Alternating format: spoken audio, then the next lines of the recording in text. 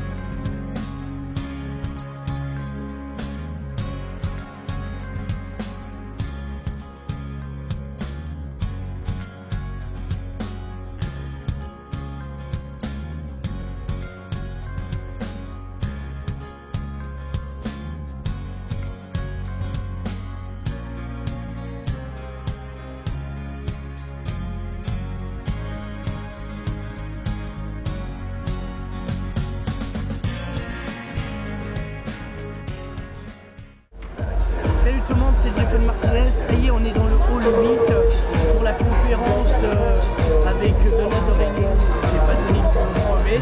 J'espère que ça va bien se passer. On va essayer de filmer, de prendre des photos, on va essayer de poser des questions, on va voir comment ça se déroule. Sur ce, je vous dis à tout de suite. On va continuer de le faire maintenant. On va parler de doublage, de toutes ces voix qu'on entend, tous ces comédiens qui travaillent dans l'ombre des studios et pour faire les voix françaises notamment. Et pour vous parler de tout ça, j'accueille sur la scène du Héros Festival Kevin Legros. Sous vos applaudissements comme il se doit, les amis, là, réveillez-vous. Le jaune. Oh, il y a du Oh, ça y est, ça va. Allez, Bonjour, ça va? Ouais. Est-ce que vous êtes heureux d'être là? Ouais. Je sens la motivation moyenne déjà de base. On va recommencer. Je veux tous vous entendre. Est-ce que vous êtes motivé par Hero Festival? Ouais. Ah, bah voilà, là c'est bien. Alors pour cette conférence, je vais appeler deux immenses comédiens sur scène. Alors on va commencer par un ami à moi, je vais l'appeler. C'est un très bon pote, il a joué dans Die Hard, il a joué dans plein de films. Alors attendez. Allô? Oui. Ah, comment vas-tu? Où es-tu? Very good. Mais attends, où es-tu là? Bah je suis dans les tuyaux là-haut dans l'aération. Hein. Ah non. Bon, Ouais, je vais arriver, je viens. Il y a de la poussière. Hein. Ah, décode pas, allez, dépêche-toi, là on t'attend. Ouais bah oh, je peux respirer un peu là. Bon, allez. Bon, allez, j'y arrive. Wow. Ok. Je suis là. Wow. Mesdames et messieurs, Patrick Poivet!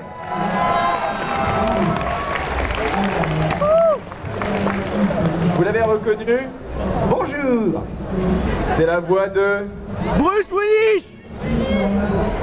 J'allais dire autre chose. De quoi? De Cruise. Oh oui, bon, enfin bon, on oublie, c'est pas grave. Bonjour. Non, le seul que j'aime c'est Bruce Willis, donc c'est comme ça. Bon bah ça va alors. Eh bien tu peux prendre place. Je vais accueillir... Bonjour à tous.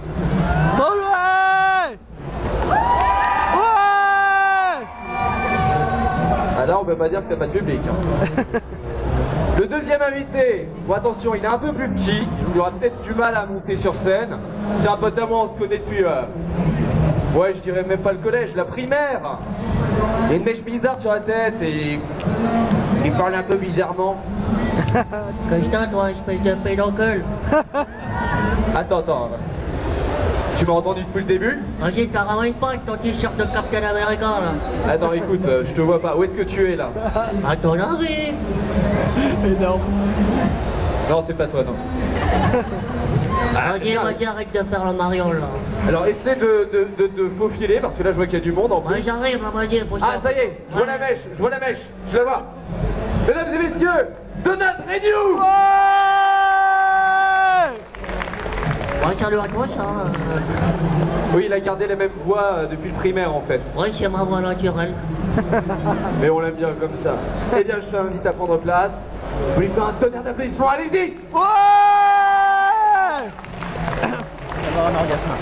Alors, déjà, nous allons parler de votre début de carrière en tant que comédien. Parce qu'attention, on ne dit pas un doubleur, comme on a l'habitude de dire, on dit un comédien. C'est la base du métier, mais ils vont l'expliquer mieux que moi. Alors, on va commencer par qui?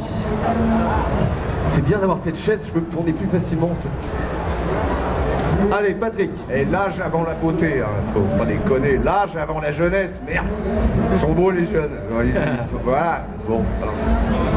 Alors, parle-nous un peu de ton début de carrière, comment tu as débuté en tant que comédien? Alors c'est très simple, j'ai fait comme tout le monde, je suis allé au conservatoire. Parce qu'il faut que vous sachiez que dans chaque ville importante de France, il y a des conservatoires où vous pouvez apprendre et vous faire plaisir, apprendre à jouer la comédie.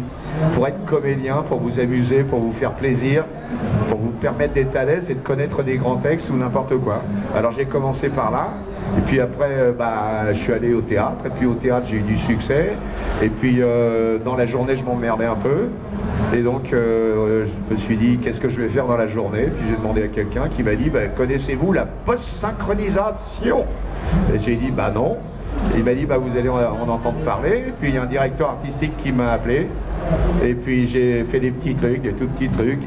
Taxi, bonjour madame, vous êtes servi, puis voilà quoi. Puis un jour on m'a appelé pour faire des gros trucs, puis voilà quoi. À toi. Moi en fait j'ai commencé par le doublage. J'ai commencé quand j'avais 10 ans. C'était à l'époque de la 5, ils cherchaient vraiment à avoir des enfants. C'était des femmes qui faisaient des voix d'enfants, comme on les a tous vus dans les dessins animés, les Dragon Ball, tous ces dessins animés. Et donc ils cherchaient des enfants et je suis tombé dedans par hasard et après j'ai fait mon chemin. Mais ça m'a pas empêché de prendre des cours de théâtre par la suite pour amener mon bagage de comédien, parce qu'on ne peut pas s'improviser comédien.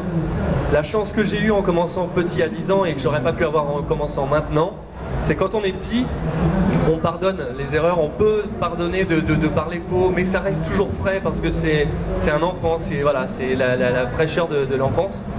Et j'ai pu apprendre sur le tas en écoutant des grands comme Patrick, mais il faut vraiment avoir de l'oreille et j'ai eu la chance de pouvoir commencer comme ça, d'apprendre petit à petit, mais le passage au cours de théâtre est essentiel évidemment.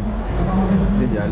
Maintenant j'ai une deuxième question, parce que vous voyez, ils font un peu de tout, du cinéma, des séries et des dessins animés. Alors pour vous, quelle est la plus grande difficulté justement sur ces trois thèmes? La plus grande difficulté, c'est le cinéma. Pourquoi? Quand on vous permet de doubler une star, seule existe la star qui est à l'écran. Alors vous, on vous demande, en tant que comédien, d'essayer de coller le plus possible à ce qu'il y a à l'écran. C'est-à-dire de jouer la comédie comme lui la joue à l'écran. Et à ce moment-là, il se passe un truc bizarre, c'est qu'il y a un phénomène de mimétisme. Et quand on a la chance d'avoir de grands adaptateurs et grands dialoguistes qui vous permettent de jouer la comédie comme celui qui est à l'écran, à ce moment-là, ça fonctionne. C'est ça le plus dur. Mais c'est vrai que le plus dur c'est un film en live plutôt qu'un dessin animé. Un dessin animé, on a vraiment une libre création, on peut vraiment faire ce qu'on veut la plupart du temps. Sur un acteur qu'on voit à l'écran, on peut pas faire n'importe quoi si on est à côté de la plaque. Et comme je le dis toujours, un bon doublage, c'est un doublage qui se fait oublier à partir du moment où on voit qu'il y a un doublage, on fait « Ah, dis donc, il est bizarre le doublage », c'est qu'il y a un souci. Donc le plus on se fait oublier, nous plus on est content, quoi. Exactement, parce que quand vous avez l'impression que c'est lui qui parle, ça veut dire que c'est bien fait. Voilà. Exactement. D'ailleurs, tu as fait le doublage récemment de Dragon 2, enfin qui est sorti en DVD récemment. Et est-ce que tu te permets des fois de, comment dire, plus réinterpréter ce que fait le comédien anglais, puisque c'est clairement un dessin animé. Est-ce que tu te permets de faire des petits trucs en plus, de changer quelques dialogues, à voir avec le directeur artistique? Oui, en fait, il n'y a pas de restriction sur le changement de texte. Si on a un truc qui nous vient sur le moment, on le fait. Après, on nous corrige, on nous dit c'est bon, ça va pas, ou on garde, mais on n'est pas bridé. Si on a un truc qui nous vient, en fait, ce qu'on veut, c'est que ça paraisse naturel. Donc, le but du jeu, c'est que ça soit naturel. Alors, si on a envie de rajouter des petits trucs, c'est pas le problème. Après, il faut pas partir en vrille, c'est évident, mais voilà, il y a une certaine latitude, mais il faut pas trop dépasser des fois. C'est un peu comme la danse, vous voyez, comme le patinage artistique. Il y a les imposés. Alors nous, ce qui est imposé, c'est le texte. Alors on peut partir en vrille, mais il y a le texte. Simplement, il faut le jouer par rapport à la personne. Il faut faire une relation entre les deux. Voilà. Ouais, mais c'est vrai que pour revenir à un film cinéma comme Spider-Man, j'essaie de coller mais au millimètre à ce que je vois à l'écran pour vraiment trahir le moins la VO. Sur un doublage, sur un Disney par exemple, les gens de chez Disney me disent tu fais ce que tu veux, fais-nous rire, amuse-toi, fais-nous rire. Et du coup, on a vraiment, là pour le coup, là je m'amuse, alors j'écoute la VO, mais je me permets de partir dans des délires que ferait peut-être pas la VO sur La Reine des Neiges. Je suis un petit peu plus fun que le truc qui a fait très droit sur la VO. Tout à fait, parce que le dessin animé, on a le droit de s'approprier le personnage. Alors, ça peut être n'importe quoi, hein. Ça va de la chauve-souris au lapin en passant par un poisson ou n'importe quoi. Et puis d'un seul coup, le poisson, il vous fait un clin d'œil à l'écran. Et boum, ça part et on part dans un délire et on se sent la gueule. Voilà, c'est ça. Ah, parce que la grosse différence entre les États-Unis et nous, quand ils font des dessins animés, c'est que eux sont derrière un pupitre avec un texte sur une feuille A4 et après les animateurs font les dessins animés. Alors que nous, on a le support de l'image. Et donc du coup, ça nous permet de vraiment coller encore plus que des petits détails qui eux sont passés à la trappe parce que les animateurs ont pensé à quelque chose après et qui n'ont pas pu corriger. Donc ça, c'est une chance qu'on a en France comparé aux États-Unis. Pour une fois, on a une chance de plus. C'est ça. Mais d'ailleurs, justement, quelle est la difficulté d'être un bon comédien spécialisé dans le doublage? Pour vous, quelle est la chose primordiale à faire dès qu'on arrive à la barre? On vous passe la boucle, enfin... En général, dans le doublage, vous voyez, vous avez des séquences, c'est ce qui s'appelle des boucles, où justement on vous passe le texte en dessous, et vous après vous devez réinterpréter. Et justement, quelle est la plus grosse difficulté à faire dès qu'on arrive à la barre? Est-ce que c'est de regarder justement le personnage au niveau de son parler, de sa diction, etc. Ou c'est plus dans les mouvements, dans les gestes, ou dans les attitudes? Non, faut être très attentif à son regard. Ce sont les yeux qui définissent les êtres humains. Et donc, en fait, le texte ou le jeu est impliqué par le regard de la personne à l'instant précis. On se regarde là, vous avez tous un regard différent. Et dans ce regard, il y a une expression d'acceptation, de refus, de je sais pas quoi, voilà. Et donc tout se passe dans le regard. Et tout ce qu'il y a après, les dialogues, tout ça, ça vient après. Mais c'est vrai que pour se débarrasser de tout le reste, comme tu dis, c'est le plus dur, c'est ça. C'est arriver à être juste dans l'émotion de ce qu'on peut voir en VO. Mais c'est vrai que pour se débarrasser de tout le reste, il faut quand même des années de pratique. Et c'est vraiment le plus difficile. C'est ne plus penser à la technique. Oubliez la technique. Ouais, parce qu'il y a une technique qui est redoutable, c'est très très dur à faire. Mais cette technique, c'est comme vous prenez un violoniste, il s'est quand même tapé 15 ans de violon de l'âge de 5 ans à l'âge de 21 ans pour arriver à jouer librement. Vous prenez un trompettiste, n'importe quel instrumentiste, n'importe quel musicien, depuis l'âge de 5 ans, il a gratté 5 heures par jour, et puis un jour, boum, il sort sa musique et tout. Bah nous, c'est un peu le même truc.